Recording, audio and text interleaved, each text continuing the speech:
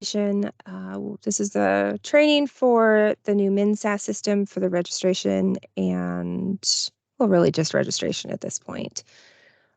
We did do three trainings prior. This is the last of 4. We are going to do a special training for those that are out of state just because they're subject to more requirements and therefore have kind of just more paperwork that they have to complete than some of our in-state institutions. So this one was going to be for me to primarily focus on the items that I ended up processing, which is the location and the program applications. And what you guys can do along the way is you can add comments for questions, or you can raise your hand. It's up to you. And then Kate will help me monitor that. Again, this is Betsy Talbot. And I'm going to get started. But welcome. If after this training you guys still have additional questions or concerns, you feel free to email us, or if you would like to have another training that's specifically on certain topics, please let us know so that we can get those scheduled for you guys. The summer for us is kind of a catch-up time, at least for me. We're digging into things like student complaints. Finally, it's like the time that we're actually able to do that. Other little mini housekeeping items.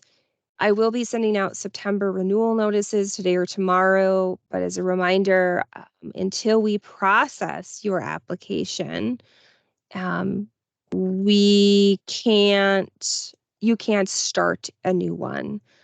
It won't work. So this particular one, Kate could start in her test institution because these two are processed. And but in order for her to be able to, if she did not have this, if this one was still pending, this box would not be available. It would be in gray. So the system is designed to kind of communicate with you in that respect, where it kind of like prevents you from submitting things if the right things are not done or marked as complete. But today we're going to focus on first the locations and then the programs, because the programs are way more complicated. So one of the more important things is that every institution has to have a location. This system is built on tables that connect your locations to your academic programs. And so you have to link your academic programs to specifically your locations through the location applications. So this is an example of Kate's approved location where she does provide the location a name. You do have to select which type of location it is. These are not like an exhaustive list or a required list of what's in there. We don't actually have these types of definition and designations under law. We're just kind of piggybacking on what other institutions have told us that they call their types of locations, or what the U.S. Department of Education or their accreditors kind of call the different types of locations. So if it's something is missing in there and you want a different type, please just email us. We can add that to the database. We're going to need the address information. Very important, please add the OPID code if there is one. We do use that for certain linking purposes. And the date of opening. Obviously, for some of you guys as campuses that have been around a really long time, sometimes you're just going to have to put the earliest date possible. It's kind of like with, when you see those 0101 birthdays. We do want a primary contact for that location. So if something happened, that we would have a contact way of getting a hold of people.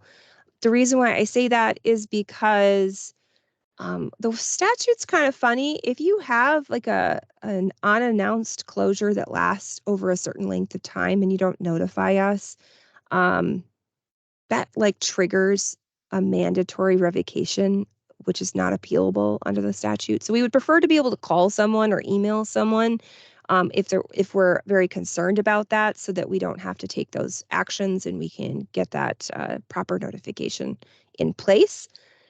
So this is kind of important, just, uploading a copy of that location's catalog if that location has a location-specific catalog. You don't need to upload one if it's just the same as the same one in your renewal application. We don't need it multiple times. It's now that I think about it, we probably could have, added more specificity. This overview of equipment and available for students, this matters less for the very large institutions like, the University of California. Um, they they don't probably need to provide this. But if you're a small institution with very limited classroom supplies, or very specific programming, we're going to expect you to have that information available to us, especially if it's being tied to a new academic program. I'm thinking of like you're starting a new health science program for the first time at that location. We're going to need that information there. And then there's times where inspection reports are required. We just want to make sure that they are being used the way they're supposed to be using. Ooh, we had some strange noise back there. And then also enrollment for that particular location. And then the most important part, please select the programs that are there. If you hit submit, it will go into the queue for myself. If you save it as a draft, it means that it'll not be submitted. It will not go in my queue and you can go back into it. What's interesting about this system is that the moment you have a draft or a submitted um, revision by hitting this edit box, you're always going to see two versions of that submission until that new one is processed, and then they will become merged. It will have a record of what it used to be and what was changed, and then we can just kind of track that internally in the event it's required. But just know that that's why you're going to see these multiple ones. In fact, I can go through and just hit submit.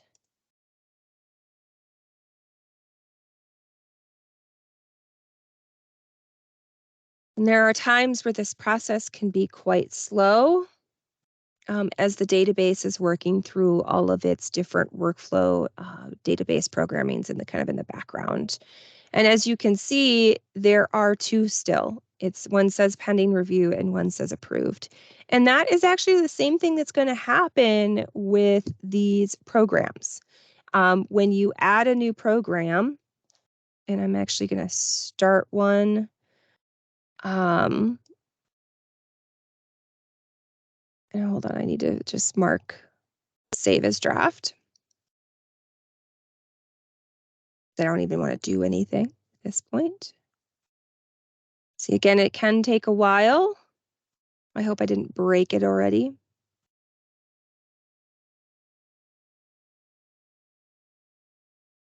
Are there any questions yet, Kate, in the chat box? No questions yet. I'm like, does it? It's still saving. Let's see, we'll go back to the dashboard. I hit refresh. I'm curious to see if I broke it. It did not save. So let's just go in and do, this is an approved Bachelor's of Art in English. I'm going to start making edits. And I am going to add a zip code because we forgot it. And that is the only change I am making. So what I would say is added zip code, because that is the narrative of what I have done to this program. If you are using the edit function on a program, please always add this comment, because the system in the background does not highlight the information for me like the old Advera used to highlight what was changed. This system does not. So I don't know what has changed. I just see the current version. So always add a note what you've done to the academic program when you are doing it, just so I can find the materials, because these applications, as many of you know at this point, are quite lengthy depending on the type of the program that you are adding. So I'm going to hit submit.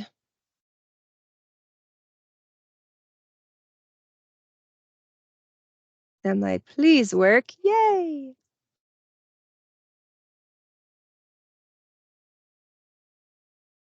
maybe. I feel like I'm like Bill Gates doing a Microsoft demo back in the 90s, and then it would break. So as you can see here, now you have 2 Bachelors of Arts in English that are waiting, that are in your queue and are in your lines of review.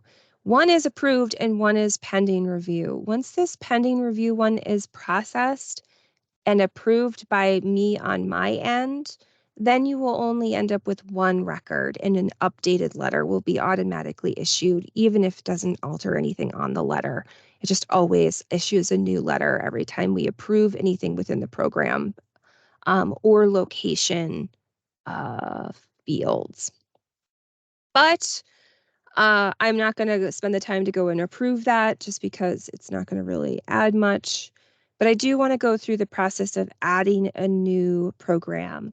And the most important thing is we really do ask for you to assume you're applying for an exemption. It is a very different mindset to think that you are always trying to get out of state authorization for every new academic program. But it is just how the skip logic is built into this application so that you guys don't have to complete as many fields and questions that you just don't, it's not necessary based on the type of academic program. So just assume yes and go through and check any boxes that apply. And if none apply, then you can go back and hit no. We did get comments in previous presentations that can be kind of frustrating that new questions do pop up and you have to go track down that information then. I apologize about that. We didn't ever think about that issue. Um, we can, Kate and I still need to do this where basically we need to export all of the questions for you so you can see them as potentials. There are like 63 questions or something like that. So we don't want you to have to answer all of them. We want to limit it as much as possible. And that is why new questions will pop up. If new questions do pop up, yes, though I would say out of all of the questions that you have seen, those are the most required questions because they literally have popped up because of something that you have prompted with your answers. And that's why they're there. And they are only required because of something else you've inserted into the application. So let's say I am an out-of-state institution that's just going to be offering a master's of science in nursing, and none of these exemptions apply to me, so I can go back and say no, and then I could say master's of science in nursing.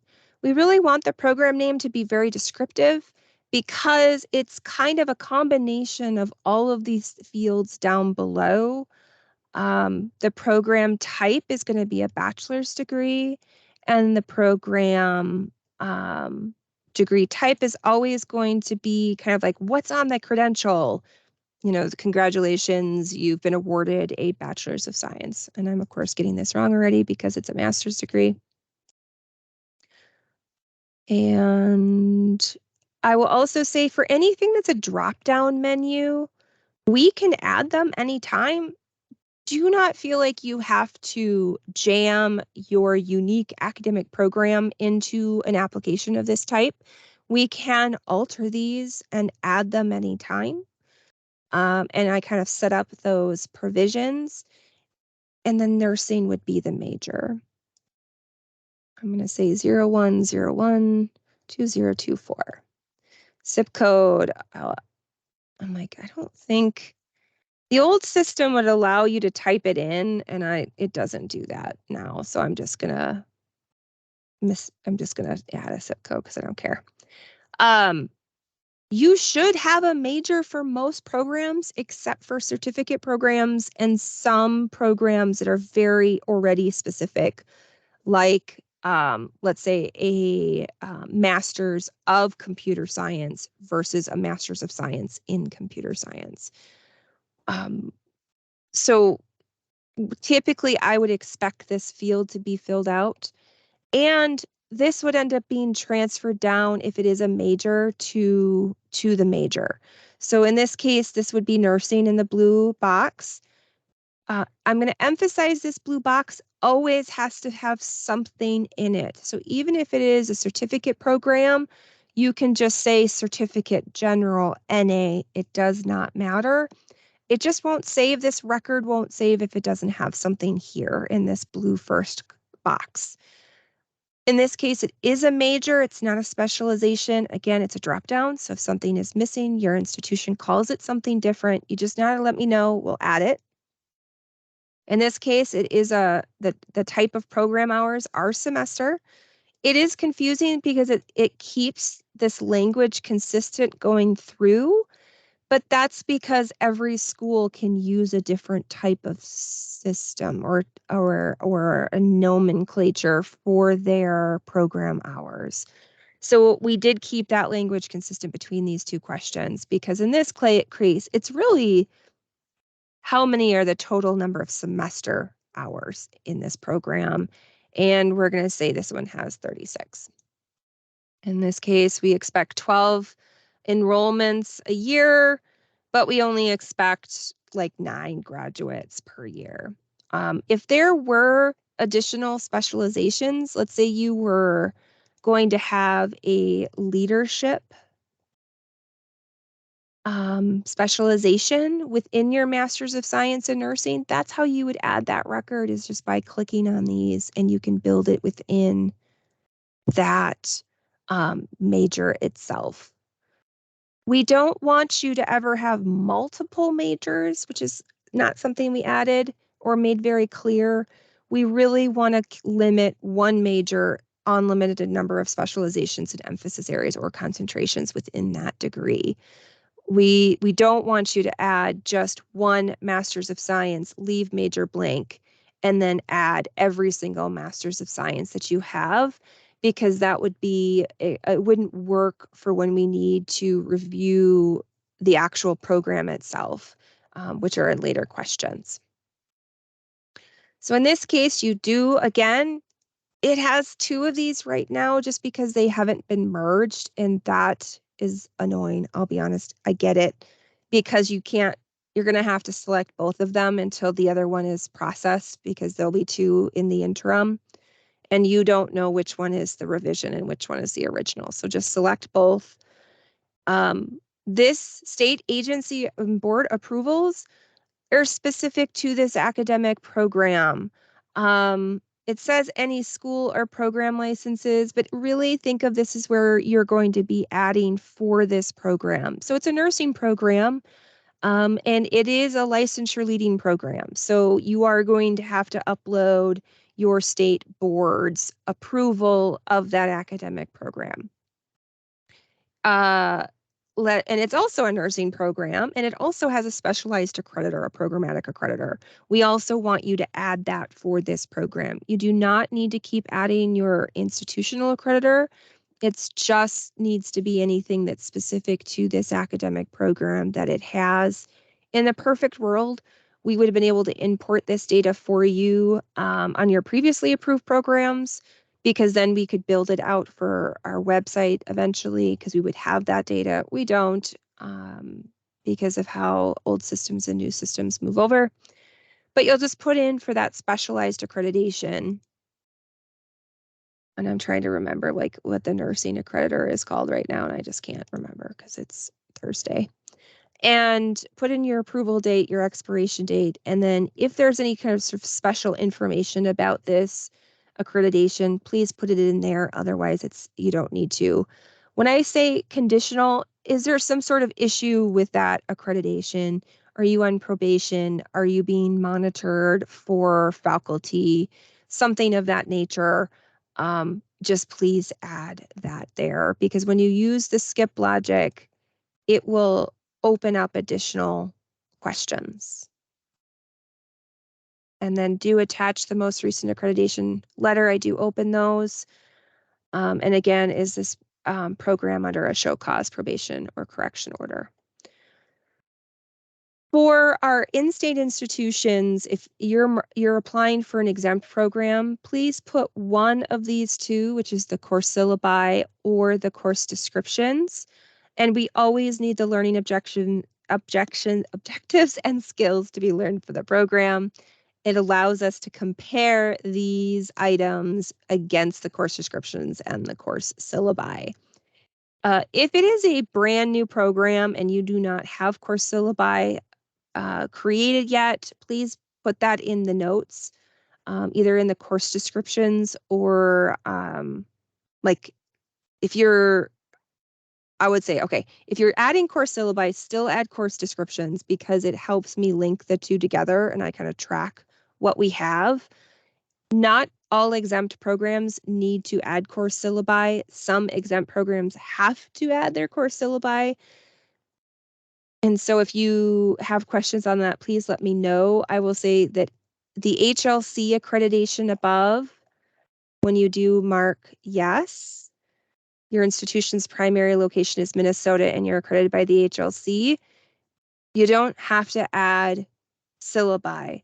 But for the other exemptions, you do. And the reason is because these exemptions are from no oversight and typically those programs don't have institutional accreditation because of the types of exemptions that they are. And we do need to have an added layer of validating the legitimacy of the academic program and that no misstatements or misleading or inaccurate information is provided to the student for the academic program. So D is really the only time where you don't need to upload course syllabi, but if nothing is marked or D is not marked, but any of the other ones are, please upload course syllabi and the course descriptions. Course descriptions should always be added, and then we do need the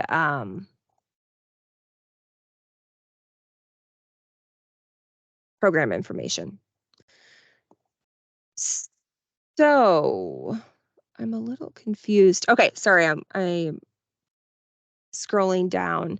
And it says here, is this program designed for any specific occupations? And if it is yes, we're going to require you to go through this skip logic and provide very specific consumer protection information. We really are vetting academic programs to make sure that they are being advertised appropriately for their professional licensure disclosures or their certification eligibility for future employment.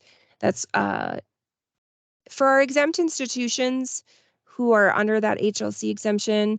We've had questions and concerns about our review of academic programs, but my reminder is that we're still approving you as an institution. And so we still have to vet certain components of your academic programs to make sure you as an institution are still meeting those criteria for approval. Because obviously, the what you're selling and what students are buying is those academic programs itself. That's what they pay tuition for. So that's kind of why we're still trying to get that information. I'm trying to think of things to notate. When you mark yes or no here, it does change the questions down below. But one of the important boxes that we haven't talked about here is because I did a master's degree and not an undergraduate degree. But when you do an undergraduate degree and you are not exempt, you are going to have to fill out this table for conformity with Minnesota undergraduate degree standards. It is something that the state of has had for a really like the 60s. I got to review some of the original working group documents. And basically what the undergraduate degree standards is doing is making sure that the number of credits within the major conform with the requirements. You have the total number of required upper division credits. You're not offering a bachelor's degree with 0 upper division coursework's required. We do monitor for the number of general education credits. There is a minimum. And then those minimums are also broken out into 4 different categories. And so we are checking them. One of the things we get questions on is the total number of credits within the major. Again, it's going to be, it really should not be credits. It should be hours because sometimes it's like quarter hours or semester hours. That is what you're going to put in. So this is going to be a subset of data that is coming from your original data up here. So, if you're listing 128 credits and we need to know how many of those 128 credits are in the major, are upper division, and they're required, and then all of the general education's credit requirements. And just these categories, because obviously institutions have other categories, we just don't have them. And sometimes some of those categories actually fit into these categories too. There is a link on our website to those degree standards if you ever have questions on them. But also, if you are required for the first time to enter and give us information about your general education credits, we're going to end up asking you about the course syllabi and the course electives, like the required ones and the electives. I don't know what my computer's doing. Sorry. Trying to upload a file apparently, and it's being very stubborn about it.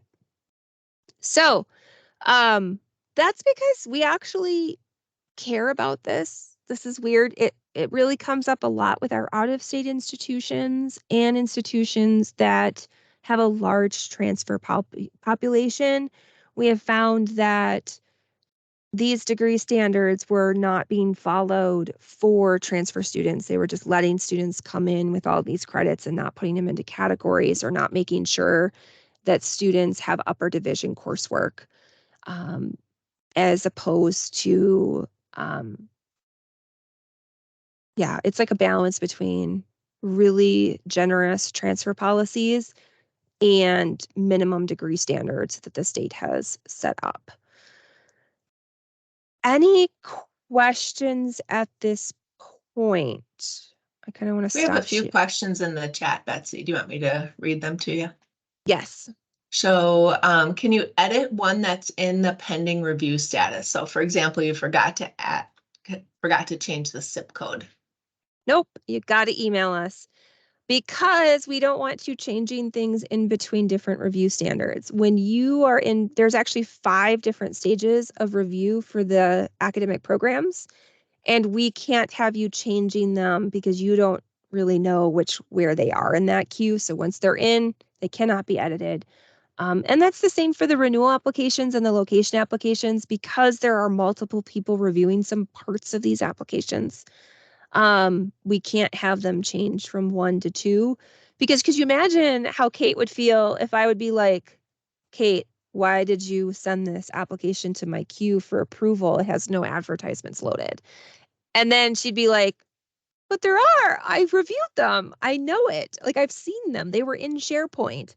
And then I find out it's because for some reason you guys deleted them by accident when you went in and edited them. We want to avoid that for your benefit and for my benefit and for Kate and Brian's benefit. So just email us. We'll revert it back to you and we'll add a comment reverted. Comments are always in red text built in. What we're finding is it's possible there might not be red comments for some reason. That's a developer issue. So we end up sending those photos, if those screenshots of what is missing, and then we send it over to the developers to fix. And that takes, depending on the issue, overnight, they can get that out and fixed, to several weeks. This is where we are at with some issues related to SharePoint right now. But yes, you cannot edit things when they are in a pending review status. What you would do, and I'm going to go, okay.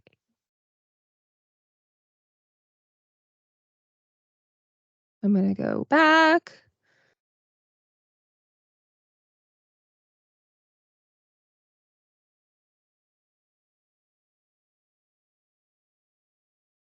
What would happen is if you tried to edit test location 1, and it would work exactly the same, or I can do this for the academic program.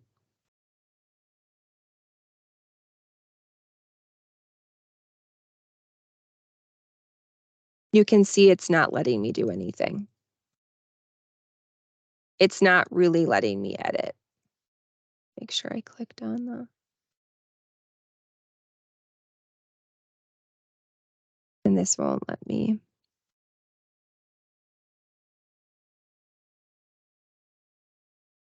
And this won't let me either. So you won't be able to, you can't edit the draft. Or you can edit drafts. You cannot edit the original, and you cannot edit the pending review while it's in that queue. So you just have to email us so that we can revert it back to you. What's the Great, next? thanks. Yeah, What's the so the next next one? question is, I believe, related to the first question you get on the new application page where you say, are you applying for an exemption, yes or no? So the question was, can that field default to yes and make us check no? I can, Kate, can you remind me after this thing to add that Yeah. to my change order? Yes. So anytime we have to make changes to the programming, it requires a change order at this point.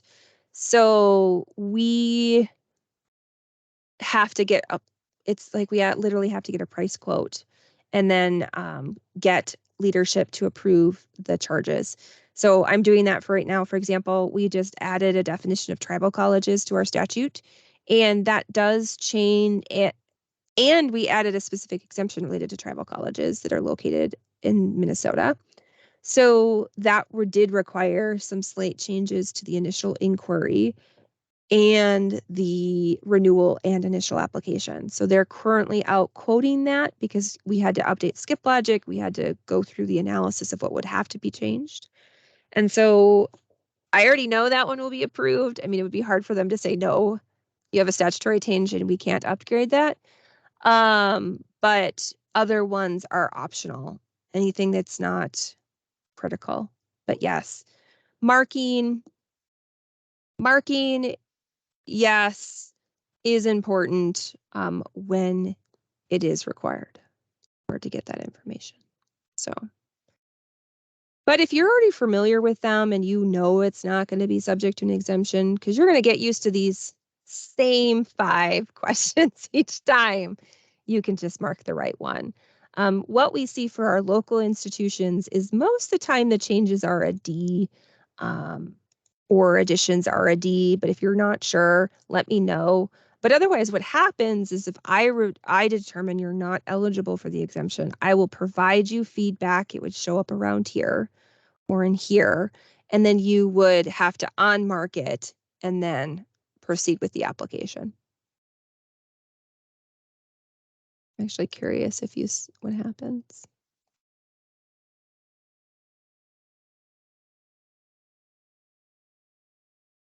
Anyways, so any other questions? Yep. So the next question I think you might have answered, but if you submitted a program and it's pending review, and then you see that it really should be an exemption, how can you go back and correct that? So I'm assuming you want them just to reach out to us via email and we can revert it back. Yep. Awesome. What I will, what is interesting is I don't know, because I've been giving institutions feedback here, but I don't know if they're not seeing it. Because because I'll add a comment like, no, you need to mark no or yes, and then it doesn't keep changing, I'm just going to bill the institution. But if it's actually because you're not getting the red feedback, then I need to know that too. So once you email me, we'll be able to start triaging it and go from there. There is a question or a comment from someone saying they're not seeing that red bar. So do you want them to take like a screenshot or Screenshots. just email us? Yeah. If you ever get a reverted application in MNSAS, that's what this system is called, regardless if it's a program, a location, accreditation, financial, or your renewal or your initial application, and you get it sent back to you. So you get an email that says this has been reverted back to you, but you go in and click on that link and it opens up that page from that email and you see no red lines with text. Something is wrong and you're going to have to reach out to us because we don't know that you can't see it. We can't assume your identity anymore. We can't take screenshots for you. We can't investigate. We're going to have you take photos of that and send it to us. One, because clearly there's something wrong with the application in the material that you provided, and there's something that you need to work on. And so even if the system is broken, we'll tell you what you need to change. But we also need pictures of it so that we can send it to the developers so that they know that that red text is not showing up, because that means something's broken on their end. They do need to fix that. That's incorporated into our support contract already. And then we had a question, does accreditation include only state agencies, or do you include others, such as the National Association of Schools of Music? They're not really, if I would say state agency and board approvals should be limited to governmental entities. Accreditation should really be limited to entities that are actually accreditors, or membership associations necessary for certification purposes. Like if that third party has a certification process. I just keep thinking of like, and it's totally not applicable, but like Yoga Alliance institutions where there's no licensing for that. It's not an accreditor, but people, go through them to get their curriculum, etc. And then they take their teacher certification process through Yoga Alliance. Then you would add that in the accrediting entity. Thank you. Then there is a comment about that red line. It says the red needs to be more obvious. When you revert it to us, we need to know which section so we don't have to open every box. That would be for the renewals, because in the program applications, it's just one long stream for you guys. It shouldn't be anywhere else. And But a yeah, question, maybe we need I'm to make sorry, it like font size highlighted. 47 or something like big flash. No, I don't want to cause seizures. But anyways, yes, something more. And we can add that to the change request. Yeah.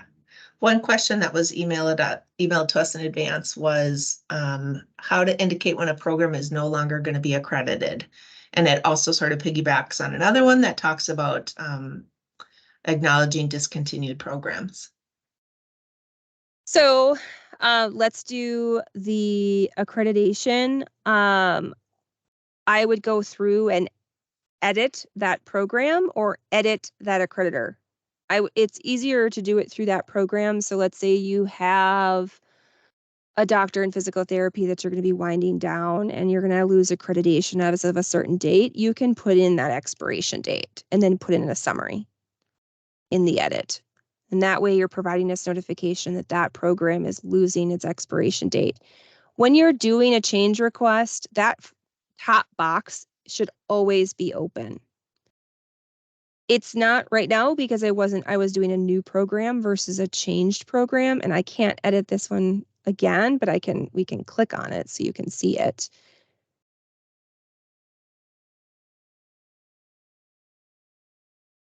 Maybe.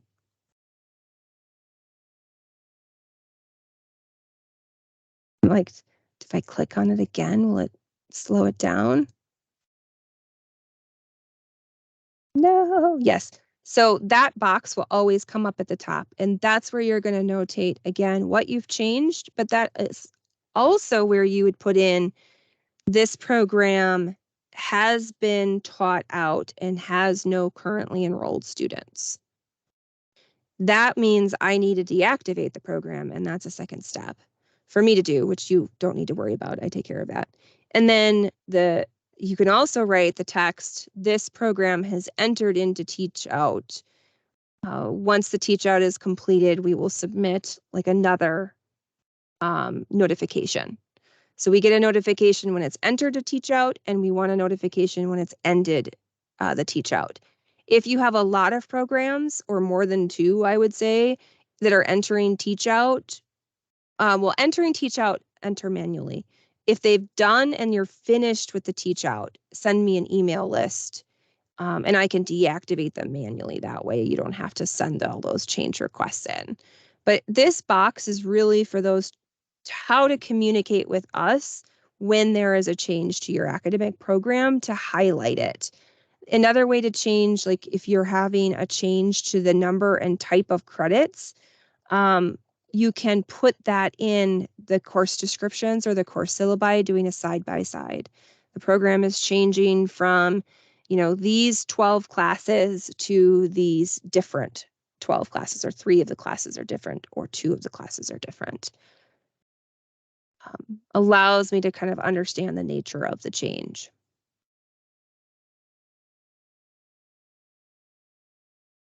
Next question. Yeah, we had another one about allowing institutions to upload multiple documents instead of having to send it in a zip file. We would need to know which fields, and then we would have to ask our developers what the cost would be to upgrade those fields.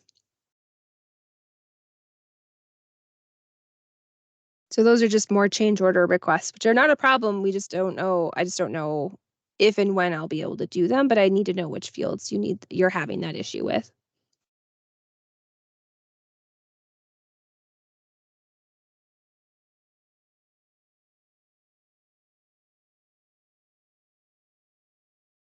Okay, we had a question in the chat. When adding another campus contact for their input or answers or information for a particular section, can we send them the exact section rather than accessing the entire application or document? Nope, we do not have that ability, and I'm not sure how we would have done that. So we are not able to do that particularly within MNSAS. And then we did have the last question I have is, it'd be wonderful to have a guide that outlines the information needed to complete the section so we know that we can gather this before going into the database to make updates. Yeah, so they're looking for like a field manual or something at some point, hopefully. We would love to be able to have time and energy to do that. We're trying to get additional resources for our unit so that we can catch up on some of those types of things. But yes, we are trying to figure out a better way for you, one, to know what the potential questions are. But it would be a lot for us at this point to develop like a more specific manual that explains the skip logic and where you would end for each skip logic. The program application skip logic within the development tools for Figma were quite long. It's a lot. We really are trying to limit the amount of unnecessary inputs. But the contrast is you don't know what you don't know until it shows up because of questions you just answered. So we're still working out how we can get that information communicated to you better in advance. That's the last question that's been submitted so far, but I do know in the training session from the other day, someone had a question about what is the process for adding non-credit programs. It's the same. It depends. Like if it is really a continuing ed class, we don't want it. We don't want it in the system. But other non-credit courses, we do want in the system. So sometimes you might have to just put it in the system or just email us to say, is this the type of program that should be in the database? But it's exactly the same process because we do have drop downs for, oh yeah, that's right. This isn't a new one. This is the edited one.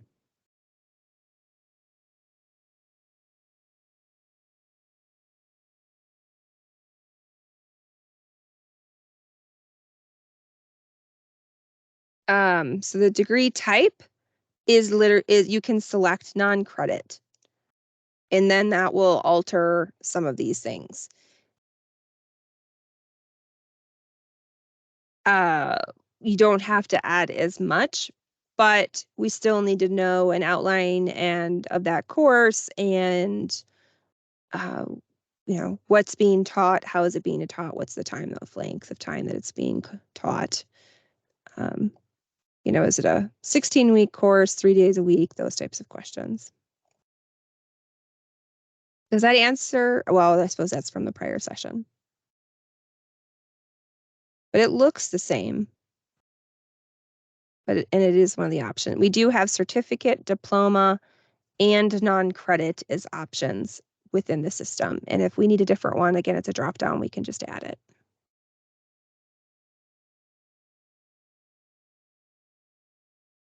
Those are the only questions currently outstanding, Betsy. Okay. Anything else, guys? Otherwise, I can let you go 13 minutes early.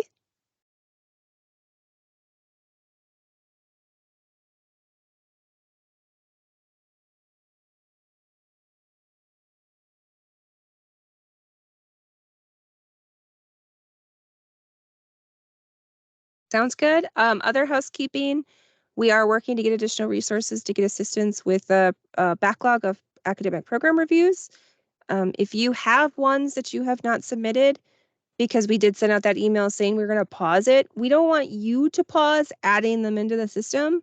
We wanted to notify you what our timeline is, which is we don't have a timeline because we still haven't gotten any real progress towards working through that backlog or getting assistance for that backlog yet. No game plan has been put in place.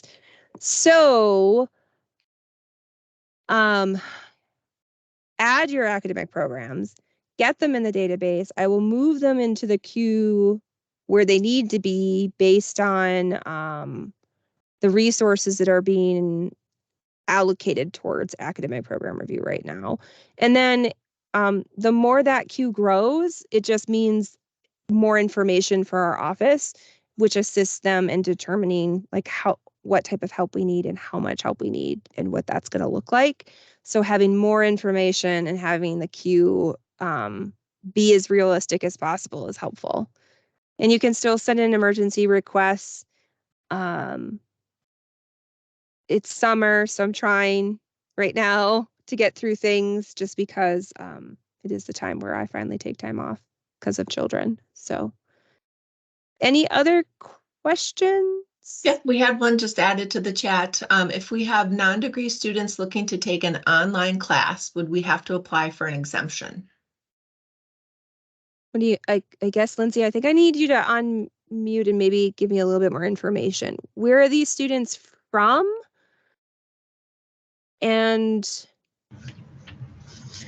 So if we had a student residing in Minnesota, and let's say, for instance, they're a non-degree seeking student, but they want to take this class that's in an online program, is that something that we would have to apply for, even though they're not specifically in that major, but they just want to take that online class for whatever reason? we've run into this issue before because like I remember the Boston they just offered their medical terminology course. It was like a 1 credit class to just on whoever wanted to enroll in it as a non-degree student because they just offered it at a really low price. You don't end up, it's not an exemption. You're literally going to have to get state approval if you're an out-of-state institution. Getting in there, taking courses in a program that you don't have approved from our office. And we approve it as basically a non-degree program, or we can, depending on what you already have approved, approve the whole program because there's no cost difference, if that makes sense. So then you don't have to worry about all these individual classes. But if it's a general education course and you already have a bachelor's degree approved, and that bachelor's degree could have been taken by a student who's in the approved program, then you don't need to do anything different. That course has already been incorporated into your approval. That's helpful. Thank you. So it's always nuanced, and I know it's like the world of college is always, it depends. But just communicate because it's a lot easier for us to be like, this is what this would look like. We don't want to clog the database just as much as you don't want to spend time on applications that are not worthwhile. They don't add anything to your state authorization. We want to find the compromise that requires or includes the most efficiency. I like efficiency for your benefit and mine. Any other questions or things that we can help you guys with?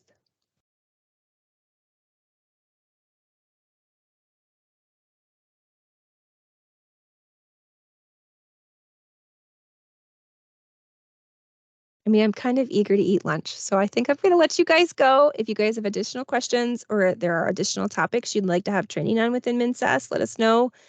October will be our first full year of the system. I feel like it's flown by. And yeah, it's pretty good. Did we get a raised hand, Kate? Or no? I think we just got a thumbs up. Okay, perfect. I'm going to go have lunch. You guys have a great day, and hopefully we'll be here and available by email if you need us. Thanks.